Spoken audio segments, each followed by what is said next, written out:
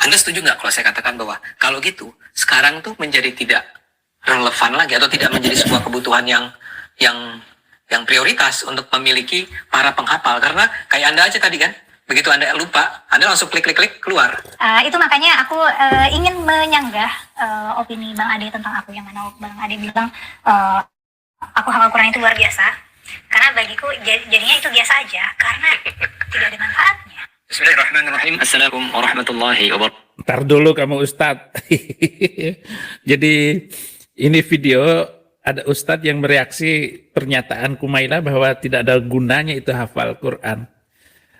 Menurut saya, kalau bagi saya ya ada gunanya hafal Quran itu. Mengingatkan masa lalu di mana juga saya itu belajar menghafal Al-Quran. Tapi ya hafalan saya hilang semuanya. Enggak hilang semuanya, hilang separohnya kali. Bahkan 75% hafalan Al-Quran itu hilang semuanya. Tetapi kalau dikatakan oleh Kumaila bahwa hafal Quran itu nggak penting-penting amat, ya bagi penghafalnya ya penting, karena dia sudah menghafal, itu adalah sebuah perjuangan, hasil dinikmati. Orang-orang yang menghafal Quran dia sudah jadi polisi gitu kan, jadi tentara, bahkan kalau hafal Quran itu diterima di sebuah perguruan tinggi UI begitu. Ada juga gitu tuh. Tapi akhirnya mereka harus tahu bahwa menghafal Quran itu ya nggak ada gunanya sama sekali. Bahkan mengadakan MTQ, perlombaan baca Quran tingkat nasional, tingkat internasional. Lu apa gunanya? Apa sumbangsi penghafal Quran terhadap pembangunan di Indonesia? Pembangunan ekonomi, politik, nggak ada gunanya. Iya, mau saya katakan seperti itu. Perlombaan membaca 300 ayat yang sudah dihapuskan atas permintaan pendeta Saifuddin Ibrahim, itu juga memalukan. Sedangkan Kumaila itu sudah menghafal 6.000-an kalimat, kata-kata ayat dari Quran itu sudah dihafal semuanya. Dan ketika saya di sebuah pesantren besar itu memberikan hadiah kepada murid yang menghafal Al-Quran, dikasih hadiah 1 juta rupiah, pokoknya 1 juta rupiah bagi yang hafal Quran. Dan ada 150 anak yang hafal di luar kepalanya itu Al-Quran. Dan mereka nggak perlu setahun, ya cukup yang paling cepat itu 6 bulan hafal Quran. Jadi diulang-ulang. Suku suntur, pluku suntur, pluku suntur, suntur, suntur, pluku suntur, pluku suntur. Nah itu dihafal. Nah itu gampang kalau cuma kata-kata pluku suntur. Tapi ini menghafalnya mulai dari Fatihah sampai terus ini otak ke anak-anak yang 150 orang itu ya dapat 150 juta. Mereka boleh ambil untuk apa namanya belanja beli makan di restoran kantin Zaitun itu. Mereka beli 150 murid. Bahkan ada Saddam itu sudah separuh Al-Quran dihafal waktu itu. Hafal nak 100 setengah Al-Qurannya. Entah sekarang sudah hafal lagi atau enggak, karena itu memerlukan ketelatenan.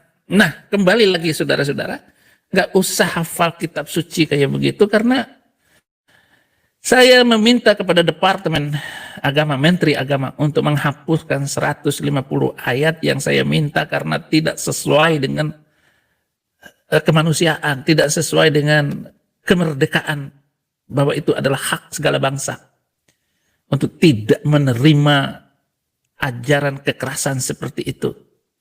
Makanya ngeri kalau membaca permintaan saya, sehingga diperlukan banyak perangkat untuk menangkap saya, mulai dari omongan si Marmut apa namanya, si Marmut MD orang Madura itu, supaya Saifuddin Ibrahim ditangkap, katanya. Ya nggak bisa saudara Mahmud. Saya tentu saja saya nggak mau kembali ke negara yang penuh dengan intrik tipu seperti itu. Tapi ya biarin aja Kumaila tetap di situ.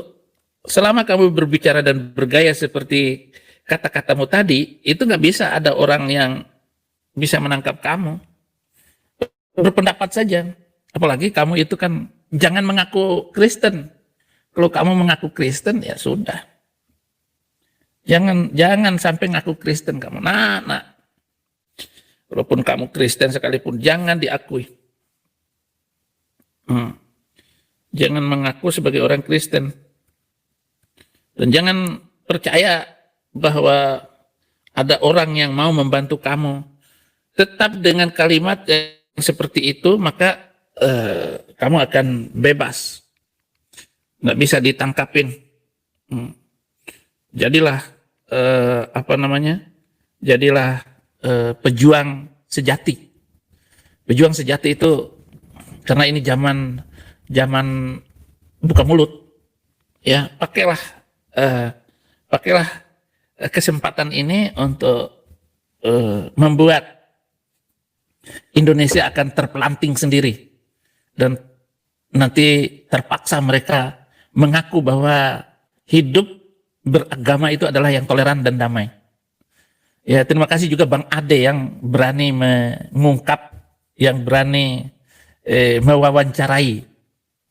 Dan saya salut sekali dengan Bang Ade. Walaupun kita banyak bertabrakan di satu titik, karena pernyataan-pernyataan saya itu dianggap orang yang gak berakal lagi.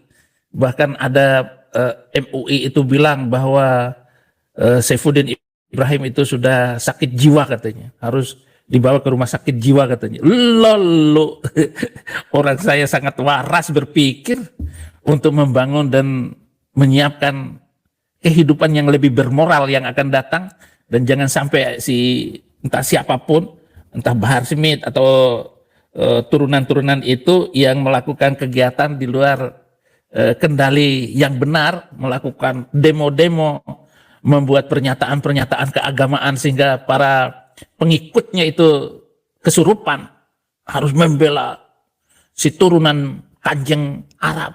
Apa keturunan apa? Gak ada pengaruh darah dan turunan itu.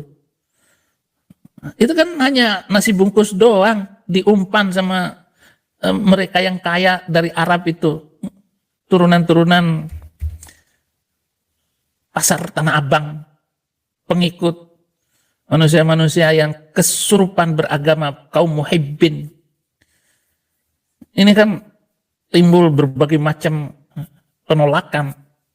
Misalnya yang di Aceh nggak mau menerima Habib, kemudian nanti Makassar mereka nggak mau lagi. Nah di TikTok itu ada juga tetap pembelanya, siap mati untuk para Habib.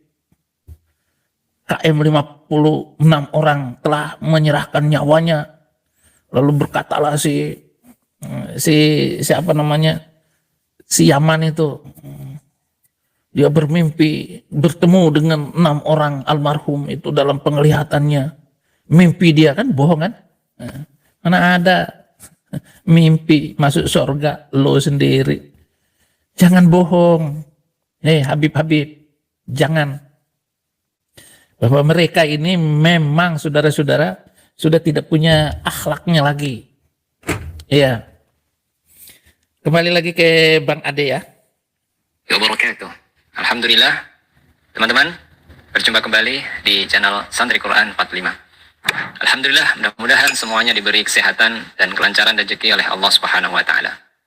Saat ini kita sudah masuk pertengahan bulan Rajab. Sebentar lagi kita akan kedatangan tamu agung bulan Ramadan, bulan di mana Allah menurunkan Al-Quran, mengistimewakan umat Islam ini dengan Lailatul Qadar. Pada video ini, saya ingin berbagi satu konten reaksi terhadap... Ya nanti dulu sebelum Bapak memberikan reaksi. Nggak ada gunanya sama sekali orang menghafal Quran ataupun membaca Quran itu. Karena ajarannya sangat tidak beradab. Dan tidak ada malunya sama sekali orang yang melaksanakan ajaran itu bagi kehidupan kemajuan zaman yang akan datang, dengan asumsi bahwa negara-negara mayoritas yang belajar kitab itu semua negaranya menjadi terbelakang. Kemunduran yang kita lihat itu akan terus terjadi. Kalau di abad-abad yang ke depan ini masih ada orang yang dipaksa untuk menganut kepercayaan bahwa kitab itu membawa kemajuan, lucu. Yaman, Syria, Mesir hancur, Yordan ya, sebelah Israel itu, Iran, Irak, Mesir, Libya, udah berantakan semuanya itu.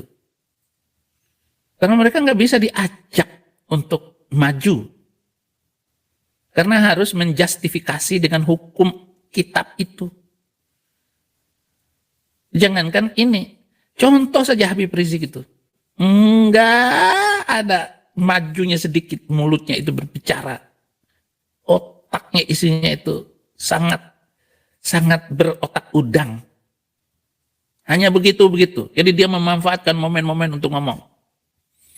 Mari kita ajak dan persiapkan untuk jihad ke Filistin.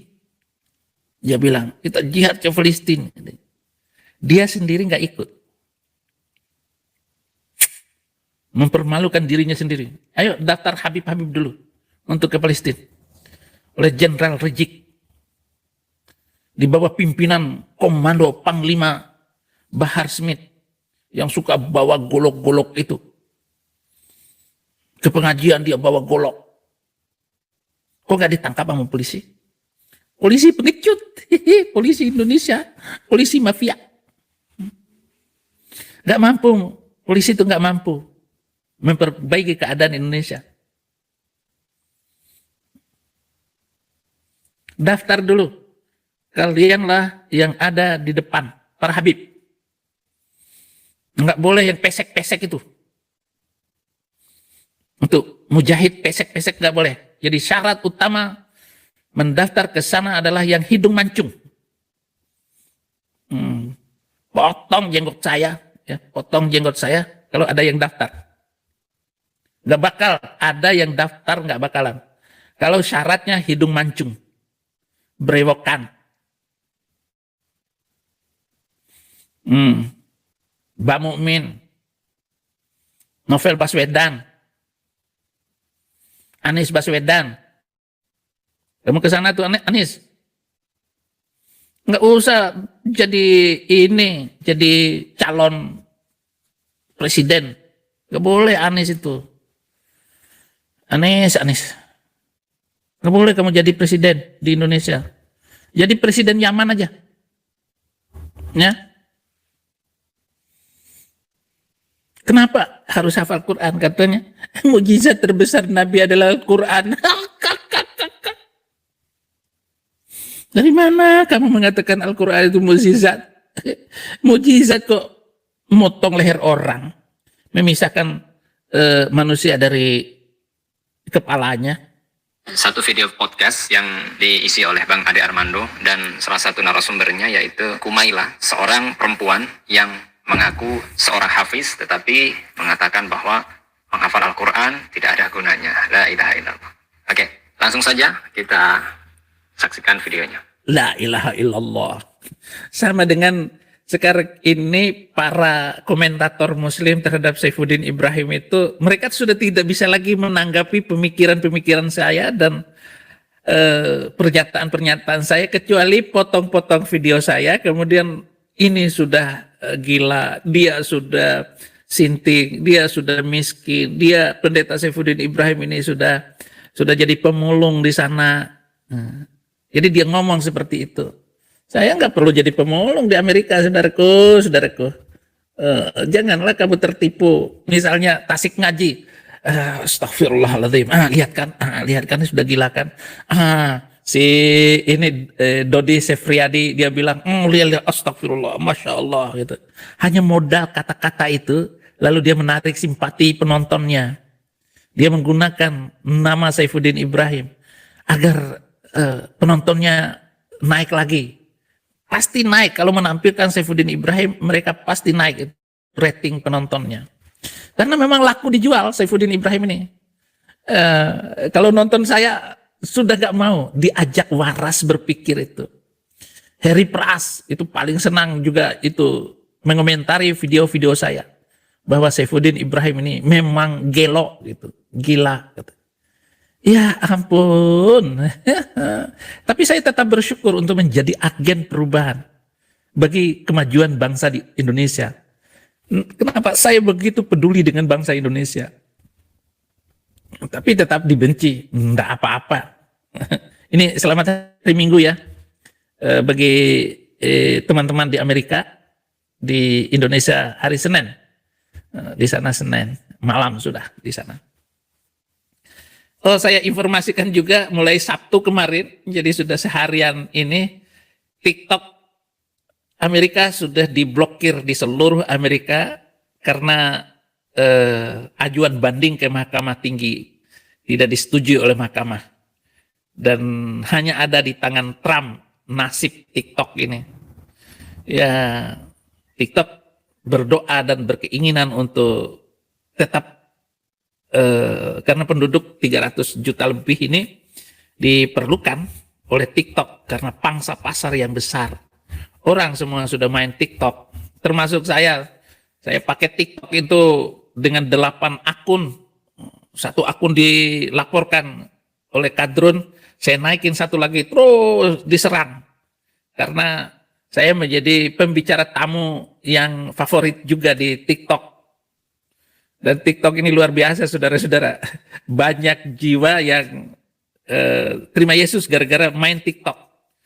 Entah berapa orang di Indonesia itu terima Yesus, dan kata-kata saya nggak bisa ditahan sama mereka. TikTok ini memang kurang azar. Kita lanjut kepada Ustadz Pulkus Suntur ini. Jadi salah satu hal yang dari dulu saya dengar mengenai Kumaila adalah Kumaila itu adalah penghafal Al-Quran, hafiz Al-Quran. Hafizah. Oh ya teman-teman, perlu digarisbawahi bahwa ada perbedaan antara penghafal Al-Quran dan hafiz Al-Quran. Ya, jika penghafal Al-Quran itu adalah orang yang memiliki pengalaman pernah menghafal Al-Quran. Tapi kalau hafiz itu adalah orang yang menjaga hafalan Al-Quran. Itu pertama. Lo asal bikin aja istilah lalu dibuat. Pokoknya hafizoh orang yang hafal Quran. Lalu kamu bikin-bikin pernyataan kayak begitu dasar. Saya juga hafiz Quran. Kenapa? Karena hafal Quran. Bagaimana Pendeta Saifuddin Ibrahim menghafal Al-Quran? Sudah hafal dari dulu. Bapak hafal nggak Quran? Hafal. Apa? Ayo coba. Al-Quran. Bukan itu, kan saya hafal Al-Quran. Hafal. Itu mah. Ngeledek. Enak aja lu bikin definisi akal-akalan.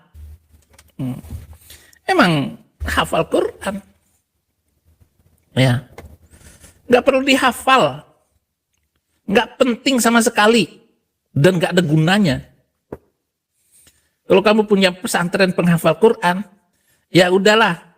Bagaimana menghafal rumus-rumus pelajaran, rumus matematika, rumus biologi, rumus fisika, kimia. Itu lebih penting daripada hafal Quran. Buang-buang waktu. Indonesia nggak akan maju. Tetap terbelakang. Tetap dijajah sama Habib-Habib. Sama kiai-kiai. Santri-santrinya banyak yang hamil oleh kiai. Itu yang kamu hafal. Harus kamu hafalkan ustadz-ustadzmu itu. Kiai-kiaimu itu. Yang gak bermoral sama sekali.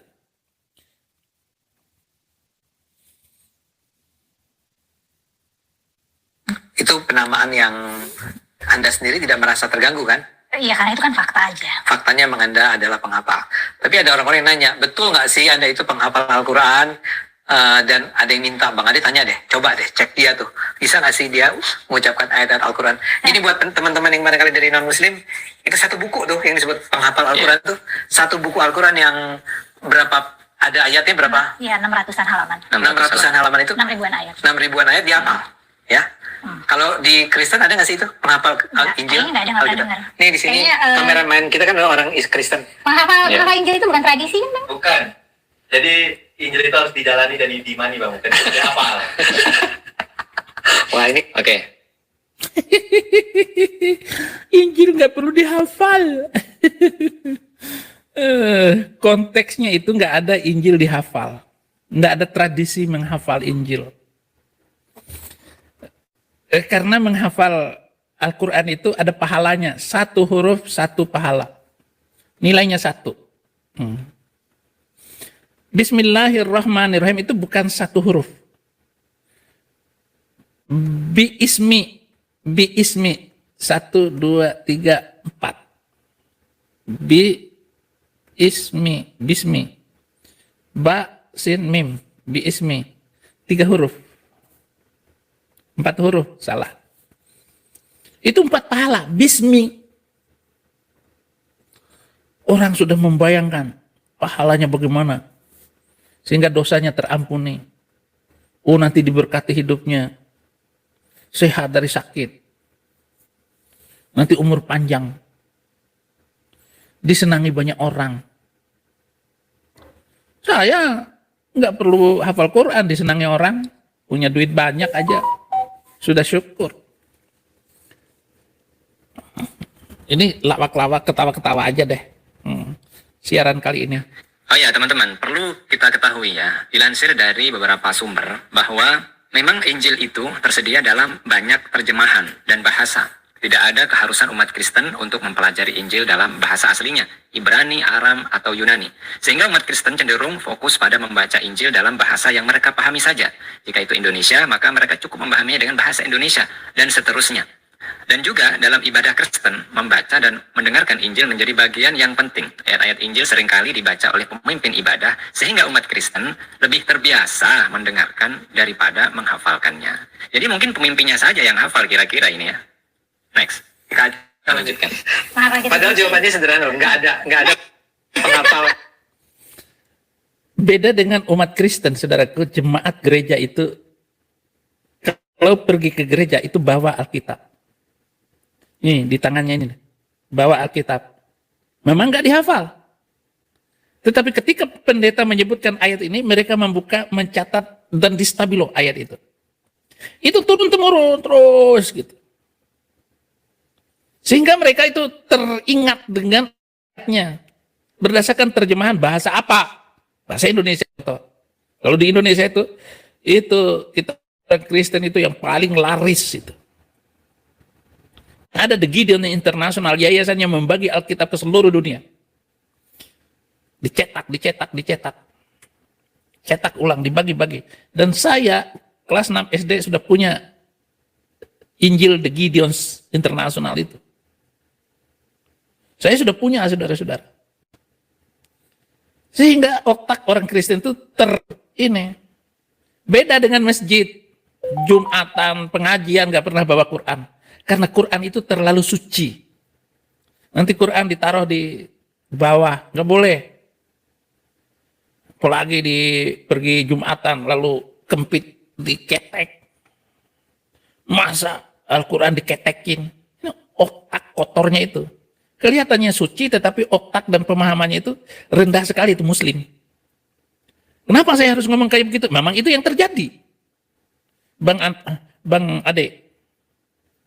Ini saya mereaksi si Ustadz yang mereaksi videonya Bung Ade itu dan Kumaila. Maju terus Kumaila, gak usah malu.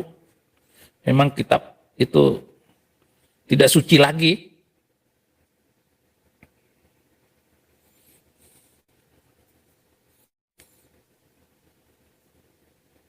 Injil tuh nggak ada ya, tapi ya udah ya. Jadi jangan pada sok tahu ya sama Kumaila. Kumaila ini hafiz Al-Quran. Nah ini contohnya. Enggak, tapi aku disclaimer dulu, tapi hafalan aku nggak sempurna, dan memang biasanya penghafal Quran itu hafalannya nggak sempurna gitu ya. Jadi maksudnya bukan berarti hafal sempurna tanpa celah gitu, pasti bisa semua ya. Semua tanpa sempurna ingatannya, unlikely. Kayaknya penghafal Quran yang hebat di dunia ini juga nggak ada. 6.000 ayat, gimana coba ngingetnya? Betul, apalagi kalau misalnya orang Indonesia yang nggak paham bahasa Arab itu gampang banget. Iya. Ya mungkin begini ya Bang Ade ya. Urusan hafalan sempurna atau tidak itu adalah urusan Allah Subhanahu wa Ta'ala. Kita umat Islam diperintahkan untuk membacanya. Stop. Urusan hafalan itu urusan Allah Subhanahu wa Ta'ala. Kumaila sudah bilang ya, siapapun yang hafal Quran kemudian dia diuji ulang, pasti nggak bisa. Pasti akan ada kekacauan berpikirnya dan harus direview ulang, dan harus ada yang membimbing ataupun yang memandu hafalannya apa. Kalau salah diketuk sekali, salah, oh dia ingat. Salah lagi, diketuk mejanya itu, diingatin salah. Sehebat apapun hafiz Quran itu harus dibimbing. Mama saya itu ketika saya menghafal di depan dia, itu dia pegang ini Al-Quran, saya hafalkan. Nanti kalau dia salah, saya salah, diketuk meja. Idza as-sama'u fatarat wa idzal kawakibun tatharat wa idzal biharu fujirat wa idzal quburu bu'thirat alimat nafsum ma qaddamat wa akharat ya ayyuhal insanu ma gharraka bi rabbikal karimil ladzi khalaqaka fasawwaka fa'adalaka fi ayyi suratin ma syaa rakkabak kalla bal tukadzibuna bid-din wa inna 'alaikum lahafizina kiraman katibin ya'lamuna ma taf'aluna innal abrara lafi na'im wa innal fujjara lafi jahim yaslauna. Itu dari SD. Saya hafal ini dari SD. Jadi berapa tahun? 50 tahun yang lalu. Ini masih dihafal, masih tersimpan di otak saya. Mama saya hanya pegang Al-Quran, saya hanya melihat muka mama saya. Karena ngeri kalau salah itu dia pukul saya atau cubit saya. Dan lebih parah nggak dikasih makan coba. Kan menderita saya itu. Tapi saya nggak bilang kalau itu adalah siksaan yang paling menderita, nggak dikasih makan. Yang anak kecil dipaksa seperti itu diajarin. Makanya saya lebih takut mama saya daripada bapak saya. Ngeri loh menghadapi mama ini, galaknya minta ampun. Itu terjadi 50 tahun yang lalu, surat tadi Al-Infitar itu sudah dihafal saya. Sambil belum mengerti maknanya. Saya mengerti maknanya itu setelah saya kuliah. Dan saya dakwah di Klaten, Wonogiri, Salatiga, Jogja. Saya mengislamkan 15 orang Kristen, pendeta masuk Islam. Karena saya semangat untuk melawan mereka itu. Saya kebalik sekarang. Pendeta masuk Islam, setahun kemudian meninggal. Coba kalau dia tahu bahwa orang yang membuat dia masuk Islam sekarang sudah jadi Kristen. Inilah pendeta sesat yang disesatkan orang sesat. Dan orang sesat itu sekarang sudah jadi pendeta. Ya, mau ketawa, lucu juga. Silakan Anda mau ngobrol apa kepada saya dengan hal ini, saudara. Secara berulang-ulang. Bahkan Rasulullah SAW pun pernah ditegur oleh Allah ketika beliau tergesa-gesa ingin cepat-cepat hafal ayat Al-Quran setelah diajarkan oleh malaikat Jibril alaihissalam. Dalam surah Al-Qiyamah ayat 16 ya disebutkan, A'udzubillahi minasyaitonirrajim, la tuharrik bihi lisanaka lita'jala bih. Jangan engkau wahai Nabi Muhammad gerakkan lidahmu untuk membaca Al-Qur'an karena hendak tergesa-gesa menguasainya atau menghafalnya ya. Inna alaina jam'ahu wa qur'ana. Sesungguhnya tugas kamilah kata Allah untuk mengumpulkannya dalam hatimu dan membacakannya. Begitu Bang. Jadi urusan hafalan sempurna atau tidak itu adalah urusan Allah. Kita baca saja. Kita lanjutkan ya teman-teman. Oke, tapi saya coba satu lagi ya. Ntar dulu Bang Ade. Ya, itu kan benar kan? Ya. Sebenarnya bukan urusan Allah. Orangnya itu hafal kagak. Itu. Enggak ada kaitannya dengan Allah di situ. Walaupun urusan Allah orangnya nggak hafal-hafal dan otaknya nggak mampu untuk menghafal, ya tetap aja nggak hafal. Bagaimana Allah bisa? Inna nahnu nazzalna dzikra wa innahu lahafizun. Dan sesungguhnya kamilah yang menurunkan Quran dan kami pula yang menjaganya. Yang menjaga dengan orang-orangnya. Tetapi kalau orang yang nggak bisa hafal, ya tetap aja nggak bisa hafal. Apalagi mak-mak yang ngomongnya kelentak-kelentu kayak begitu. Ngomongnya sembarangan. Kalau disenggol sedikit, mama lu, mama gue, pala gue, yang apa namanya latah, yang nggak bisa menghafal orang yang latah, ngaco. Walaupun Allah yang turun terhadap orang yang latah itu, ya tetap aja latah. Mau ngomong apa, asal ngomong aja. Ya tapi itu ayat-ayat untuk menghibur diri, nggak bisa saudara. Al-Maidah. Bismillahirrahmanirrahim. Ya ayyuhalladzina amanu awfu bil 'uqud wa hillat lakum bahimatul an'am. Enggak, nanti aku bilang. Tak itu enggak boleh sebagai atas. Jadi wa hillat lakum. Saya netizen yang mengkritik saya nggak peduli bacaan itu. aku. Oke, silakan. Bismillahirrahmanirrahim. Ya ayyuhalladzina amanu awfu bil 'uqud wa halat lakum bahimatul an'ami illa ma yutla 'alaikum ghayra mahillis shaidi wa antum hurum. Ghairu mahilli. Ya, whatever lah. Wah, aku nggak bisa whatever, soalnya Quran itu verbatim. Ya, ini teman-teman, saya perhatikan bacaan Mbak ini cukup baik. Ya, ukuran pelajar pemula ya, dapat membedakan huruf satu dan yang lainnya, panjang dan pendeknya. Tapi soal hafalan ya sepertinya jarang murojaah ya, atau bahkan nggak pernah murojaah. Memang salah hafalan itu wajar, tapi tingkat Ngapain murojaah bolak-balik buang-buang waktu, pantat sakit. Dan lagian siapa yang memberikan uang kalau dia murojaah melulu? Murojaah itu mengulang-ulang bacaan. Siapa yang ngasih uang? Emang ada dari Departemen Penghafal Quran begitu? Departemen Agama ngasih kepada orang itu gaji. Ataupun ada yang mengatakan barang siapa yang tetap menghafal Al-Quran, maka dia akan menjadi PNS di Depak gitu. Ada yang begitu. Kalau ada ya kerja hafalan aja tiap hari. Main gundu lagi, hafal lagi. Main gundu lagi, hafal lagi. Ada yang begitu di Indonesia. Ada nggak di Indonesia orang yang seperti saya diberikan kesempatan hafal Quran dan sekarang dia tinggal duduk aja, datang peneliti, penghafal gitu. Masih hafal nggak? Ayo, hafal ulang lagi gitu. Lalu dikasih seperti saya ini sekarang.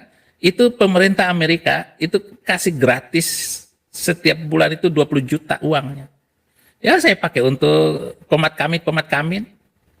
Saya nggak perlu kerja lagi di Amerika ini. Cukup dengan apa yang Tuhan kasih. Negara ini memberikan asuransi saya. Asuransi kesehatan itu saya harus mestinya saya harus bayar sekian. Uang makan, belum lagi gereja-gereja yang menyiapkan makan itu sudah ada. Cukup untuk seminggu. Kalau mau, anak buah saya, kamu pergi aja sendiri. Kalau dapat jatah dari gereja itu, cukup untuk seminggu itu gereja ngasih makan. Gila ini gereja di Amerika ini saudara-saudara. Aduh serem. Jadi orang-orang yang antri di gereja itu mulai pagi, itu ribuan orang. Mobil yang menunggu di gereja itu tuh pergi masuk, pergi mutar terus itu. Menerima jatahnya saja. Itu nggak kuat dibawa sendiri, itu nggak kuat itu. Beras, susu, mentega, buah-buahan, dikasih semuanya, sayur-sayuran, daun-daunan, tomat itu berapa ini, nggak kuat bawa sendiri, saudara. Untuk mengangkat makanan itu. Bukan kayak di Indonesia kasih Indomie 2, 3, baju sepotok, ampun. Ini luar biasa ini negara Amerika ini, saudara-saudara. Memang bisa kayak begitu? Nggak bisa. Saya disuruh balik ke Indonesia. Dikasih uang sekian M. Kecil. Kecil. Kedamaian di hati terlampau mahal. Daripada di Indonesia. Saya nggak bisa khutbah kayak begini. Ceramah kayak begini. Apalagi sekarang umur menjelang 70. Ya, menjelang 70 ini. Nanti umur saya 80 masih ganteng, masih layak didengar, otaknya masih segar. Jangan hafal Quran. tingkat kewajaran itu bisa diukur juga. Kalau nggak pernah murojaah ya jangan bilang wajar hafalan orang itu nggak ada yang sempurna. Ya emang Anda saja yang malas. Dan yang kedua, Bang, saya setuju dengan Mbak ini bahwa baca Quran itu nggak boleh whatever. Karena itu adalah bagian dari aturan pakam membaca Al-Quran untuk menjaga originalitas teks ilahi tersebut ya. Oke, next ya. Harus tepat. Tapi kalau menghafal itu 300 itu yang saya minta untuk dihapuskan itu nggak pantas. Untuk dipelajari dan menjadi hukum manusia nggak pantas. Seapapun, sebiadab apapun manusia nggak pantas untuk membaca itu. Kenapa? Karena makin menghafal dan mempraktekkan ayat itu makin rusaklah sebuah negara. Saya jamin dengan pernyataan saya. Dan pernyataan saya ini bukan sebuah asumsi, tapi kita bisa melihat negara-negara yang telah memberlakukan hukum sosialnya, hukum ekonominya, berdasarkan ayat-ayat itu. Nggak pantas, saudara, pantas. Bagaimana orang Yahudi dan orang Kristen itu harus dipisahkan kepalanya dari tubuhnya? Ya nggak pantas. Kitab suci kayak begitu. Astagfirullahaladzim. Alladzi la ilaha illallah. Nih dengerin dulu pernyataan saya. 1.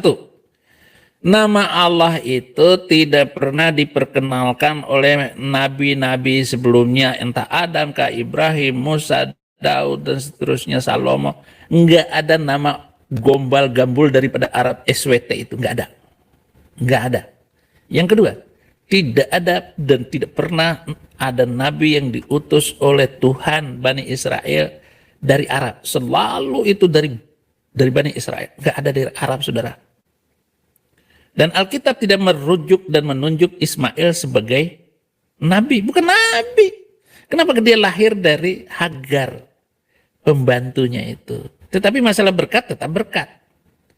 Tetapi perjanjian setia itu bukan lewat Ismail, tapi lewat Ishak. Kejadian 17 ayat 18, 19, dan 20. Kejadian 18 itu menolak Ismail, 17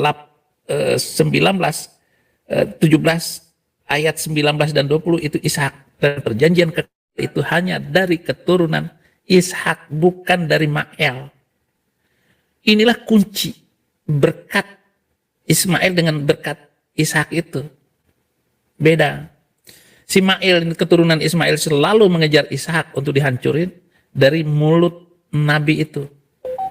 Dengan hadis-hadis yang diungkap oleh Muhammad itu sangat menistakan baik Kristen maupun Yahudi. Itulah sebabnya saya lawan sampai sekarang. Dan ini saya harus omongin. Harus saya omongin. Wah, sudah ada yang nelpon saya. Tapi di sini baru jam 6, setengah 6. Setengah 6 pagi. Di sana nggak tahu ya di Indonesia. Jadi saudara-saudara harus dilawan oleh saya. Jadi begitu Ustadz. Nah, kita lanjut ke Kumaila. Tanpa alternasi apapun gitu. Ya, ya. Wahai Kalau salah tuh, innallaha yahkumu ma yurid. Kalau salah itu ya udah salah. ya, Gitu. ya. Nah, kalau salah tuh orang marah nggak ke kamu? Marah. Karena salah apa? Karena salah. Waktu itu tuh Bang Adi pernah nanya satu ayat aku, terus aku kutip, terus ada satu kata yang miss. Sebenarnya secara grammar tuh masih grammatically correct, cuman kan kurang harus perbatin. Dan itu orang-orang marah, langsung Kumaila bacaan berantakan, anjur tajwidnya, kacau balau gitu. Sampai saya ketawa. Saya membayangkan mereka tuh marah. Pertanyaan saya, kenapa lu marah sih? Maksud saya, kalau kamu marah karena Kumaila menghina atau apa, bolehlah marah ya. Tapi ini kan cuman ada satu kata miss, itu pun grammatically tidak berubah. Dan kamu Karena kayaknya fakta bahwa aku hafal Quran aja itu sudah membuat orang marah. Karena itu tidak sesuai dengan persepsi mereka terhadap seseorang yang hafal Quran itu harusnya gimana. Ya, begini ya Bang Ade ya.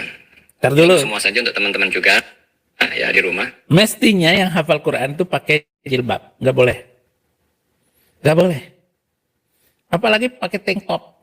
Apalagi ada foto kelihatan ketek.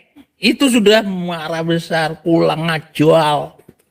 Apalagi kalau masuk Kristen habis deh. Masa depanmu hancur, nak. Jangan ketahuan kalau masuk Kristen tuh, dan jangan dibilangin. Jangan bilang kalau kamu masuk Kristen, nak. Jangan. Itu kemarahan mereka seluruh Indonesia dan seluruh cewek di Indonesia itu marah, maki-maki kamu, disumpah-sumpahin. Kamu lepas jilbab aja itu sudah kebencian yang luar biasa bagi seluruh cewek-cewek Indonesia yang nggak pakai jilbab juga pasti marah dengan kamu. Satu, kamu hafal Quran, tetapi kamu nggak pakai jilbab, padahal dia sendiri nggak pakai jilbab. Itu akan ada kemarahan dalam hati mereka, walaupun nggak diomongin. Inilah keajaiban, keanehan mentalitas kadrun Indonesia, yaitu PKI. Partai Kadrun Indonesia, PKI. Paling benci sekali saudara-saudara. Saya nggak tahu dari mana asalnya. Tetapi itu adalah logika kebencian mereka karena dianggap Kumaila itu nggak pakai jilbab. Bayangkan gara-gara Najwa Shihab nggak pakai jilbab, berpengaruh kepada bapaknya, Profesor Dr. Quraish Shihab. Udah Arab, nggak pakai jilbab lagi. Presenter, bapaknya itu ahli tafsir, ulama terkenal, menurun nilainya. Apalagi pendapatnya itu tidak sesuai dengan keinginan Muslim PKI itu. Tidak sesuai. Wah, itu sangat merendahkan. Ini yang nggak masuk akal dan susah disambung. Kenapa begitu dibenci?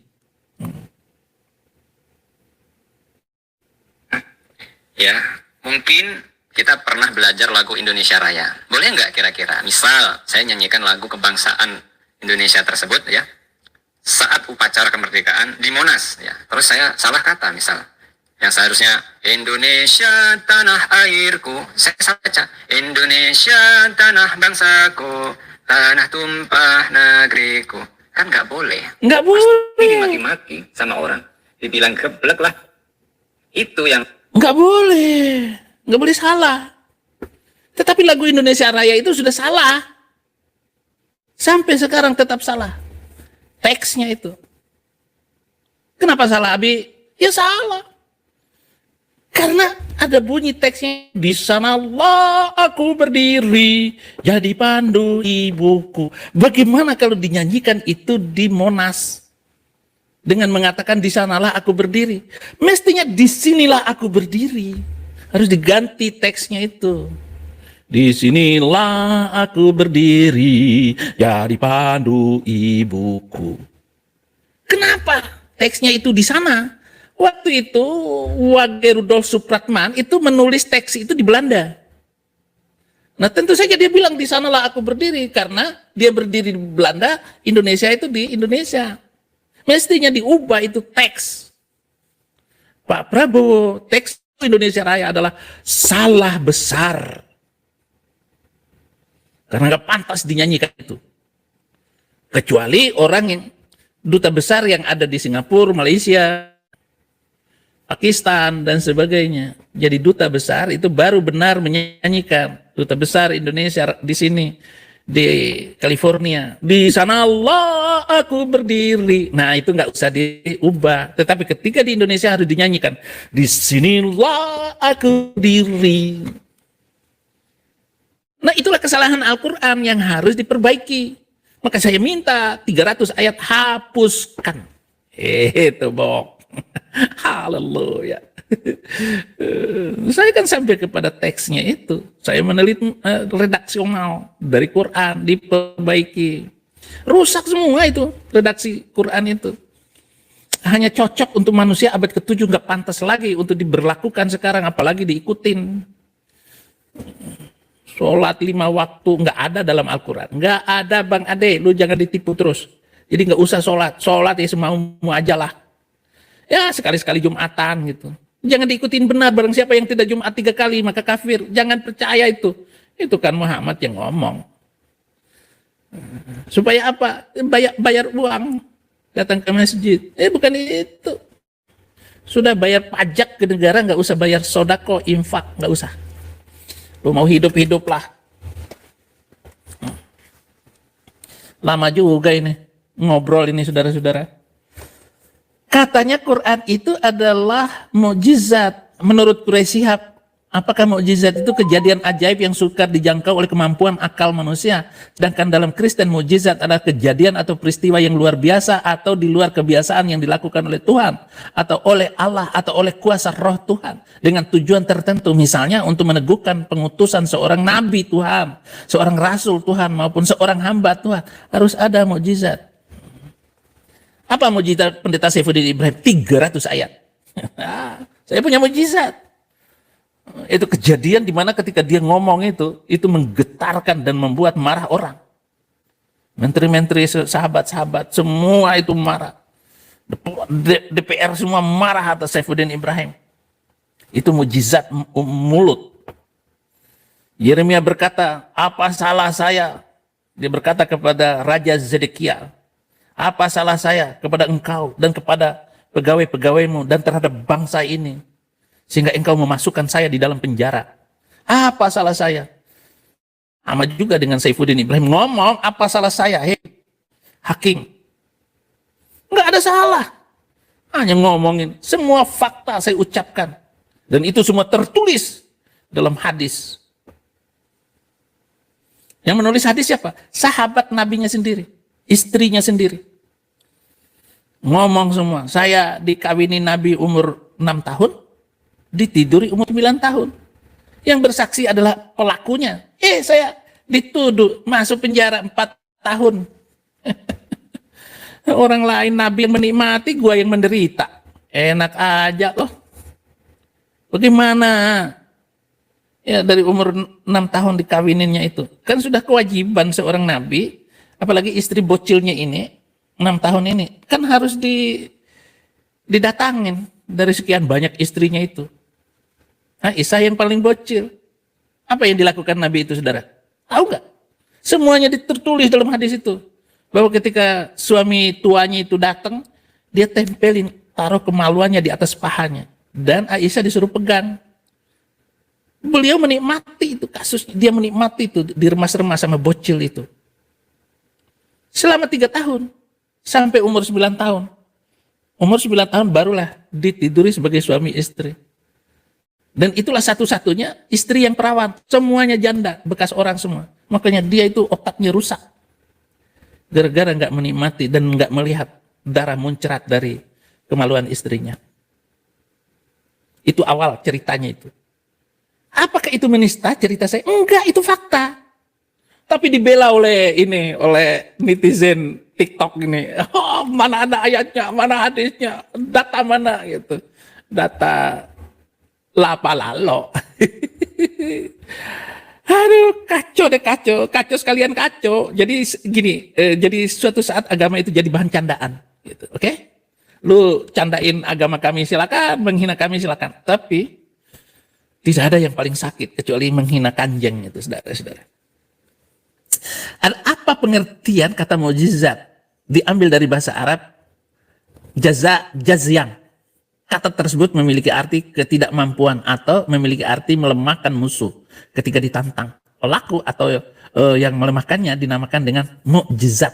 Sedangkan pihak yang mampu melemahkannya yang lain sehingga membungkam lawan yang dinamakan dengan mukjizat tambahan, yaitu tak marbutoh. Gitu. Pada akhir kata tersebut memiliki arti ataupun makna mubalaghah atau superlatif. Gitu. Akhirnya mukjizat. Apa mukjizatnya? Muhammad tidak punya mukjizat. Siapa ulama kiai yang mampu melawan saya? Bahwa saya bilang tidak ada mukjizat Muhammad. Oh ya, katanya Al-Quran. Quran bukan mukjizat. Tapi itu bukan tanda-tanda ajaib. Dia kan buta huruf. Satu-satunya nabi yang buta huruf hanya kanjengmu itu, pengikutmu itu. Nah, mantap kan sakit hatimu itu? Tidak ada nabi buta huruf, sudah. Satu-satunya itu ya dari Arab. Haleluya, saudara-saudara. Saya hari ini akan khutbah di sebuah gereja. Ya, terima kasih. Saya sudah hampir berapa tahun ini. Saya hanya, ya selama di Amerika saya hanya sekali-sekali saja saya menerima khutbah. Karena ada teman baik. Tapi kalau di satu tempat ataupun ada gereja sendiri, saya belum mau khutbah. Saya akan khutbah di YouTube, TikTok saya. Biar khutbah-khutbah saya itu menyakitin orang gitu. Karena mahal. Perbandingan itu mahal, saudara-saudara. Ilmu paling mahal. Demikian saja dulu untuk apa ini? Apalagi katanya Ustadz itu. Yang lagu kebangsaan saja punya aturan pakem yang harus ditaati saat melantunkannya. Apalagi Al-Quran. Yang wajar jika ada orang mengkritik. Karena memang itu salah. Jangan itu dianggap sebagai sikap kepala batu umat Islam yang tak mau toleran terhadap suatu bacaan. Nah, gitu provokator ya. Kan? Kita lanjutkan yang Orang kedua. tuh punya persepsi bahwa seharusnya seorang penghafal Al-Quran, misalnya saja nggak cekikikan kayak Anda ya, misalnya Yang nggak cengengesan. nggak cengengesan seperti Anda, tiba-tiba Anda cekikikan, cengengesan, Betul, lagi baca terus Quran lagi. baca Quran. Aku nggak tahu itu nemu dari mana. Ada YouTube yang ada cuplikan aku lagi baca Quran sama ibu aku. Terus di depan kamera aku tuh gini-gini. Terus lihat saja kelakuanku Maila Murajahan baca Quran sambil main-main. Gitu. Tapi itu video itu dari mana dong? Dari aku pernah posting, cuman di mana dan kapan tuh udah lupa itu. Ya, sebenarnya itu salah mbaknya sendiri. Mengapa harus diunggah di media? Enggak apa-apa, saya juga unggah di media dengan nanti saya perlihatkan pantat saya nanti sambil ngaji. A'udzubillahi minasyaitonirrajim, kelihatan pantat. Bismillahirrahmanirrahim, pantatin lagi. Itu kan hanya gaya aja, kebebasan itu. Nggak masalah, saya pingin pemuda-pemuda itu cekikikan kayak Kumaila. Bagus Kumaila. Mati aku mati. Kamu kok kayak saya ya. Mama saya kalau lagi murojaah itu mengulangi bacaan itu, mama saya itu saya plesetin bacaannya dulu itu sehingga mama saya ketawa itu. Mama saya itu ketawa sampai guling-guling. Makanya kalau saya baca Al-Quran di depan mama saya, bapak saya harus ada di sebelahnya biar saya serius. Memang saya takut sama ibu ini, tetapi sengaja saya bikin ada yang dalam bahasa Bima ataupun dalam bahasa Arabnya sendiri. Saya putar ke sana, ayatnya disambungkan ke sana sampai mama saya itu ketawa gitu. Alam tara kaifa fa'ala rabbuka bi ashabil fil alam yaj'al kaidahum fi tadlilin wa arsala alaihim waladdallin. Mama saya amin. Setelah dia amin baru dia sadar bahwa saya salah dan mempermainkan itu. Tetapi mempermainkan kan nggak salah, hanya saya salah melanjutkannya. Bukanlah, tapi sengaja membuat mama saya harus ketawa. Itu bukan sengaja. Nah kalau orang Islam itu mendengar itu ketawa ngakak ini. Alam taro kaifa ala rabbuka bi ashabil fil alam yaj'al kaidahum fi tadlilin wa arsala alaihim waladdallin. Dolin itu suratnya mana? Suratnya di mana? Ayatnya di mana? Ngaco gitu. Tapi itulah humorisnya saya supaya mama saya ini tertawa. Dan dia tahu saya itu humoris itu. Sehingga dia itu galak sama saya. Kenapa saya orang humoris? Dia itu sebenarnya dia mau saya itu serius. Saya nggak bisa diajak serius untuk hal-hal yang begitu. Jadi orang mau ngomong apa gitu. Padahal otak saya ini, kecerdasan saya dan kepiawaian saya di dalam berteman itu bagus, nggak ada yang salah. Gitu. Nah, saya kembangkan lagi cerita itu menjadi sebuah cerita lelucon saya. Saya bikin cerita, ada orang yang baru selesai di pesantren, kemudian dia pulang ke kampung langsung diangkat jadi imam di musolanya itu. Saya bayangkan ada musola yang dibangun bapak saya di sebelah rumah. Dia menjadi imam, diangkat jadi imam, masih baru selesai pesantren. Wah semangat sekali ini santrinya, saudara-saudara jadi imam. Mulailah dia, Allahu Akbar. Bismillahirrahmanirrahim. Alhamdulillahirabbil alamin. Arrahmanirrahim. Malik yaumiddin. Iyyaka na'budu wa iyyaka nasta'in. Ihdinas siratal mustaqim. Siratal ladzina an'amta 'alaihim ghairil maghdubi 'alaihim waladdallin. Makmum bilang amin. Lalu dia baca surat. Alam tara kaifa fa'ala rabbuka bi ashabil fil alam yaj'al kaidahum fi tadlilim wa arsala alaihim waladdallin. Makmumnya amin. Jadi 2 kali amin itu lucu, ketawa ngakak semua. Jemaatnya ngakak, kacau. Nah itu tambah lagi cerita baru. Padahal tadi ini cerita saya dengan mama saya supaya mama saya ketawa. Jadi surat yang lain disambung dengan surat yang lain. Itu mama saya bisa hang itu. Salah gitu, salah larinya kemana gitu. Tetapi karena baca ini ketahuan mama saya bisa ketawa. Almarhumah. Ya Ustadz, kamu ini on. Kamu mau ditipu sama Arab Habib Rizik. Ya begitu loh. Pada akhirnya kan orang lain tahu kalau memang itu adalah candaan keluarga, apalagi sedang membaca Al-Quran, itu kan kurang adab. Tapi kesalahan utamanya itu adalah mengapa itu diupload di media sosial. Nah, itu kesalahan mbaknya sendiri. Ya. Udah lama sekali kayak sebelum pandemi. Nggak apa-apa diupload di media karena ini bukan kesalahan. Apa salahnya? Apa dosanya? Ini kan hiburan. Tapi agama menjadi hiburan. Jangan kayak larangan Al-Quran itu. Memperolok-olok agama bukan begitu tuh, memperolok-olok agama. Memperolok-olok agama itu ketika hukumnya nggak diberlakukan. Itu paling mengolok-olok. Al-Quran bilang barang siapa yang tidak berhukum dengan Quran maka kafir. Itu. Kalian tidak memberlakukan hukumnya, lu sendiri, pala lu itu kafir, orang kafir. Kenapa? Udah tahu, nggak diberlakukan. Udah berlaku belum hukum potong tangan? Belum kan? Berjuang untuk itu. Sudah berlaku nggak orang berzina dirajam? Nggak berlaku kan? Pakai itu. Maka dikatakan dalam Al-Quran, maka salatuhum indal bait illa muka'an wa tasdiyah fadzukul adab. Percuma mereka beribadah sembahyang di Ka'bah itu, kecuali bersiul dan bertepuk tangan. Bayangkan sholat, siul, tepuk tangan. Kenapa? Hukumnya nggak dipakai. Rasain lo, tambah sakit lah lo. Gua ngomong ini. Nggak ada gunanya. Pandemi gitu. Ya. Kayak dapat aja ya gitu. Kayak itu masyarakat Indonesia, selain Muslim Indonesia lebih tepatnya, selain sangat terobsesi pada hafalan dan pada penghafal Quran, ada mitos-mitos seputar penghafal Quran kan, misalnya jenazahnya nggak akan membusuk lah, atau Kalau Anda penghafal Al-Quran, jenazahnya tidak akan membusuk. katanya kan gitu. Senang dong Anda. Yang itu kan tidak nyata, itu kan melawan hukum alam. Yang melawan hukum alam itu kan tidak akan terjadi. Ya. Udah gitu, Ini- selain terobsesi pada hafal, Inilah kata-kata kamu itu yang membuat mereka kejang-kejang itu. Seluruh kiai, seluruh Indonesia kejang-kejang. Kenapa? Karena penyataan orang yang hafal Quran badannya nanti nggak akan membusuk. Lalu dibuatlah cerita-cerita semacam itu. Nabi Muhammad aja udah hancur. Nabi Muhammad itu sudah hancur. Sumber di mana Quran itu nongol. Muhammad sudah hancur. Sekarang rambutnya ada, dimasukin ke dalam botol, dicium, ada rambutnya itu.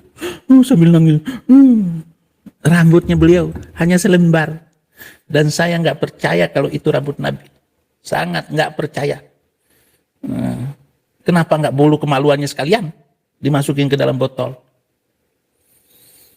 Jangan-jangan itu bulu kemaluan, tapi dibilang rambut supaya sopan. Diciumlah bulu kemaluan ke anjing. Kalau bulu kemaluan itu ibu-ibu yang mencium. Dibuat 2 botol nanti.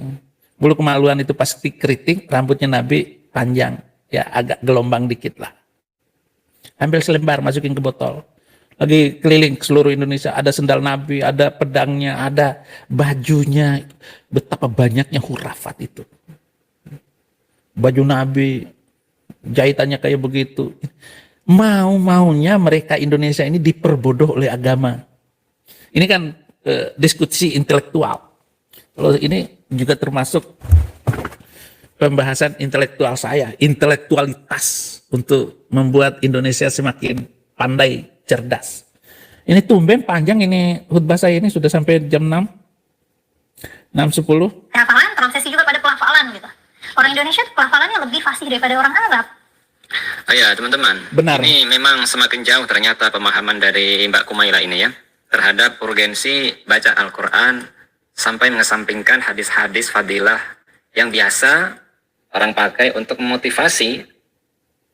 Ya nggak perlu lagi lah, orang sudah cerdas.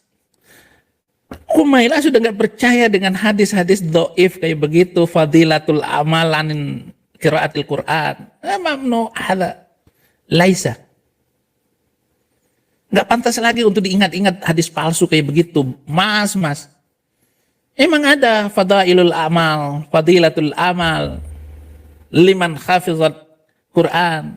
Nggak perlu buang-buang waktu. Jadi jangan terobsesi bangsa Indonesia ke depan untuk hafal di kitab ini. Kitab yang penuh dengan penistaan terhadap kemanusiaan itu sendiri. Haleluya. Nggak perlu. Kamu nggak usah mereaksi. Agar anak-anak mau menghafalkan Al-Quran. Ini sama saja dengan yang disebutkan dalam surah An-Naml ayat 67. وَقَالَ الَّذِينَ كَفَرُوا أَإِذَا كُنَّا تُرَابًا وَآبَاؤُنَا أَإِنَّا لَمُخْرَجُونَ. Yang artinya, orang-orang yang kufur berkata, setelah kami menjadi tanah dan begitu pula nenek moyang kami, apakah benar sesungguhnya kami akan dikeluarkan dari kubur? Harusnya peristiwa seperti Ya nggak akan dikeluarin lah, mana bisa. Seperti surah Al-Infitar itu, idza sama'un fatarat, apabila langit pecah, wa idzal kawakibun tasarat, bintang-bintang galaksi berjatuhan, wa idzal kawakibun tasarat, wa idzal biharu fujirat, apabila laut meluap menutup udara, wa idzal kubur bu'thirat, dan apabila kubur dibolak-balik, tanah yang di bawah naik ke atas, tanah yang di atas turun ke bawah. Maka nongol itu pocong-pocong mayat-mayat itu, lalu berdiri ngomong alimat nafsum ma qaddamat wa akharat. Ya itu kan cerita dongengnya Quran. Itu bukan mukjizat. Lu mau cerita, mau ngomong apa saja, otak Kamila nggak akan sampai. Nggak percaya lagi masalahnya. Lu diperbodoh oleh dalil-dalil agama. Nggak nyambung, saudara. Mungkin masih ada leluconnya lagi, masih Jasad bagus. almarhum Kiai Maimun Zubair masih utuh, jasad Gus Dur masih utuh, jasad guru ngaji di Bogor ya masih utuh dan lain-lain sebagainya. Harusnya Mbak itu Sekarang saya tanya, bisa nggak kamu katakan jenazah tubuh Muhammad masih utuh? Potong lidah saya. Berani ngomong? Dan kita buktikan. Kita buka itu kubur Nabi kalau gitu. Nggak usah Imam Ustadz Zubair, Ma'mun Zubair masih utuh, Gus Dur masih utuh. Ya paling ya karena sudah dikasih obat pengawet. Fir'aun aja masih utuh badannya. Yang sudah meninggal 3000 tahun yang lalu masih utuh. Bukan yang di laut.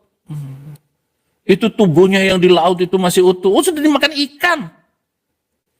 Bertentangan dengan cerita Quran itu sendiri. Bahwa tubuh Fir'aun masih utuh. Quran yang bilang. Bohonglah. Buktiin dong Quran, jangan asal ngomong. Haleluya. Bagian terakhir dari terima kasih sudah menonton. Tolong video ini di share kemana. Tuhan Yesus memberkati.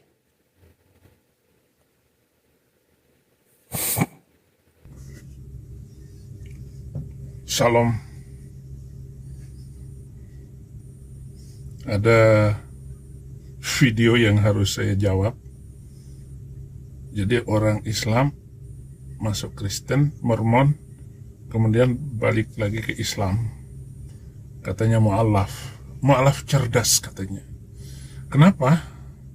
Karena dia mengatakan bahwa dia tidak pernah menemukan orang murtad itu karena menemukan kesalahan dalam Al-Quran katanya. Oke, bagus kamu ya. Mari kita dengarkan kata-kata dia ini.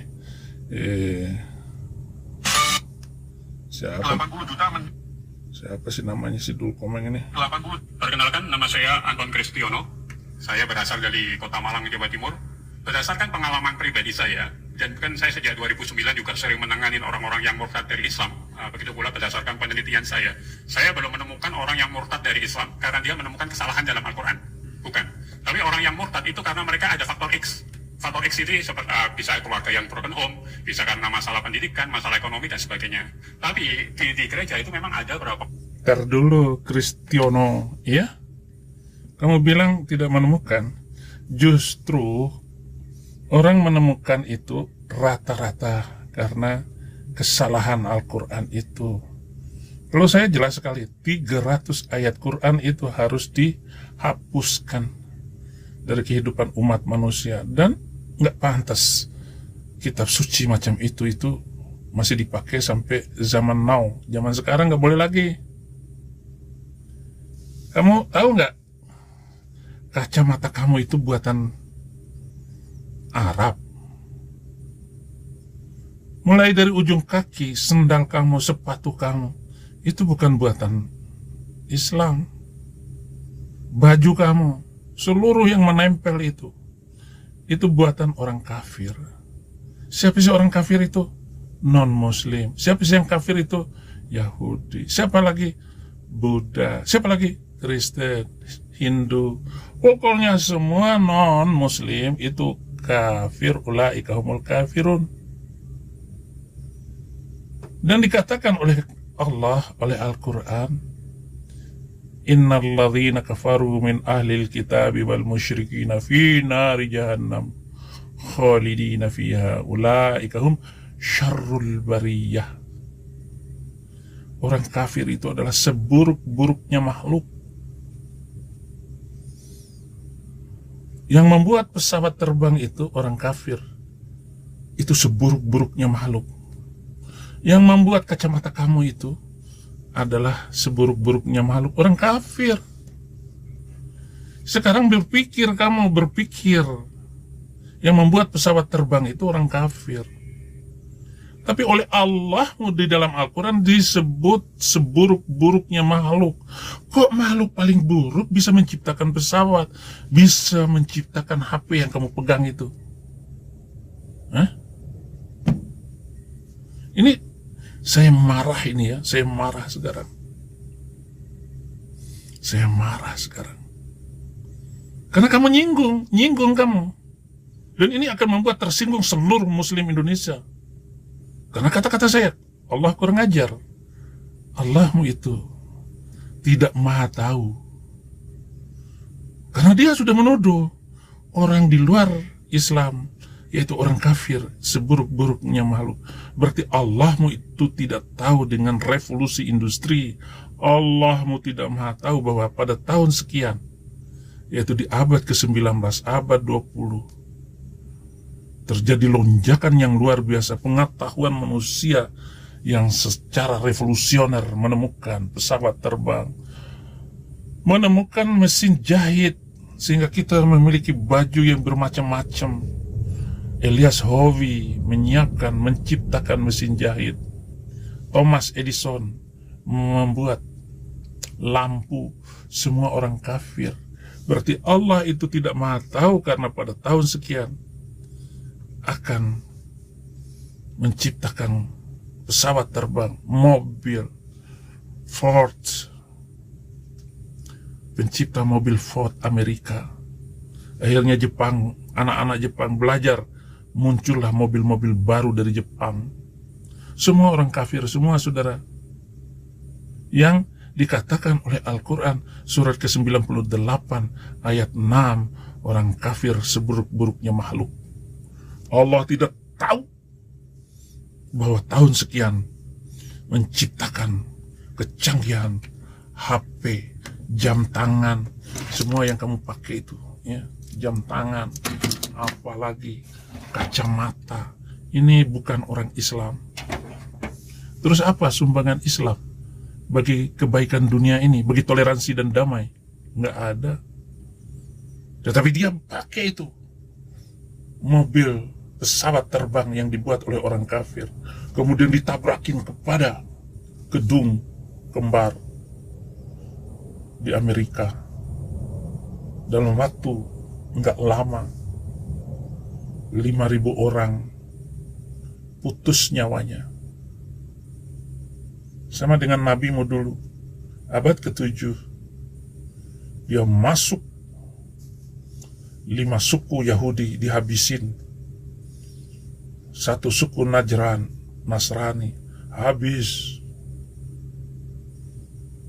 Dalam satu malam itu nabimu itu memutuskan leher orang. Tidak kurang 900 orang. Lehernya putus. Apa sumbangan agamamu bagi kedamaian dunia ini? Bagi pencerahan masa depan? Yang terjadi adalah negara-negara mayoritas agama kamu itu rendah sumber daya manusianya, jauh. Sekarang peperangan yang terjadi antara Pakistan dan India, orang India terlalu benci dengan kelakuan nenek moyang kamu, dengan 30 gelombang para sultan yang menghancurkan dewa-dewa mereka, yang menghancurkan kuil-kuil Hindu dan Buddha, dirusak selama 300 tahun. Dan ada 30 sultan turun-temurun yang menguasai India, Pakistan, Afghanistan, Bangladesh. Hancur. Tidak kurang dari 1,5 juta orang India nyawanya putus gara-gara ekspansi yang kalian lakukan terhadap bangsa-bangsa lain. Wajar saja. Kamu mau adu apa tentang ketuhanan? Sekarang kecanggihan teknologi itu terbongkar semua kelakuan nabi kamu. Weh, ngomong karena faktor X katanya. Karena nggak masalah ekonomi, masalah perempuan, masalah kelaparan, orang murtad dari Islam katanya. Sedangkan orang yang masuk dari Kristen masuk Islam katanya cerdas, pintar. kecil. Nggak ada sama sekalinya. Suruh debat saya dengan Donitan. Jangan ngomong sepihak melulu. Ngomong nanya terus. Berapa lama saya akan nanya kamu? Jangan main nanya melulu dong. Kenapa nggak mau ditanya? Hah? Silakan kamu mempertahankan imanmu. Jangan sekedar monolog. Kalau saya monolog, saya menyampaikan data, fakta, dan argumen yang benar. Jangan bikin saya marah hati. Allahmu itu sangat kurang ajar. Kenapa dia nggak tahu bahwa yang dia hina, ya Allahmu itu menghina orang kafir seburuk-buruknya makhluk. Padahal semuanya ini orang kafir yang membuat televisi, yang membuat apa saja. Kalian tinggal jual, beli, dan yang mencipta. Kenapa ekspansi Islam itu berhenti, saudara-saudara? Selama ini mereka menang. Masuk ke sana mereka menang, masuk ke sini masuk. Penemuan dinamit telah menghentikan. Kok senjatanya begini?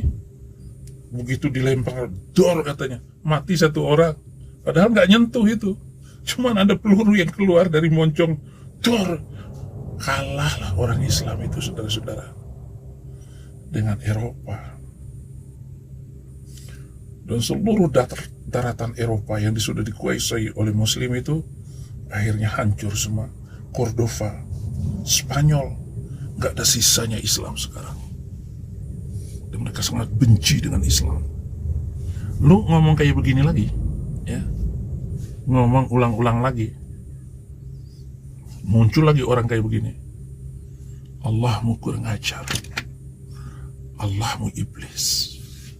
Kenapa? Karena dia tidak tahu bahwa yang membuat kemajuan teknologi zaman sekarang ini adalah semua bukan dari Muslim.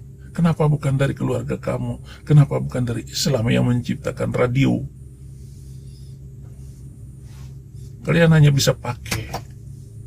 Dan sekarang antara orang ateis dengan orang Kristen sedang berlomba-lomba menyiapkan senjata.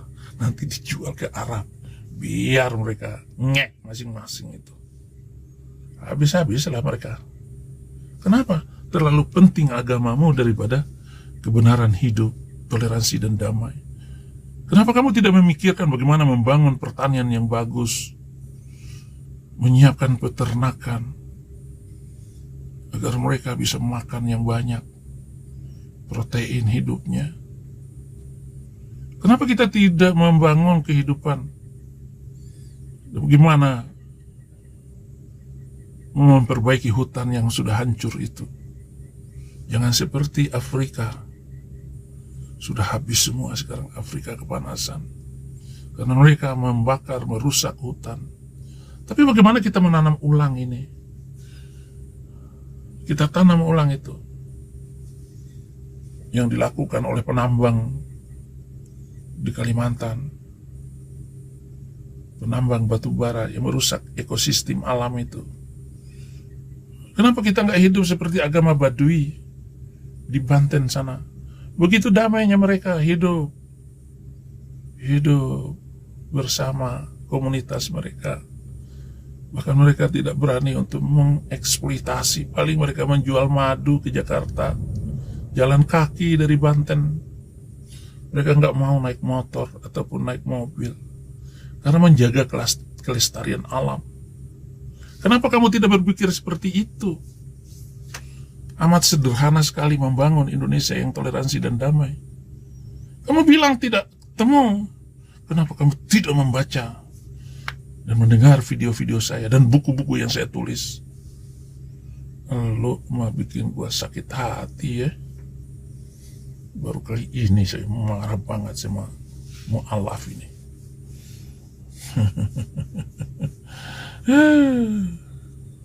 Terima kasih ya. Saya sudah marah kayak begini nih.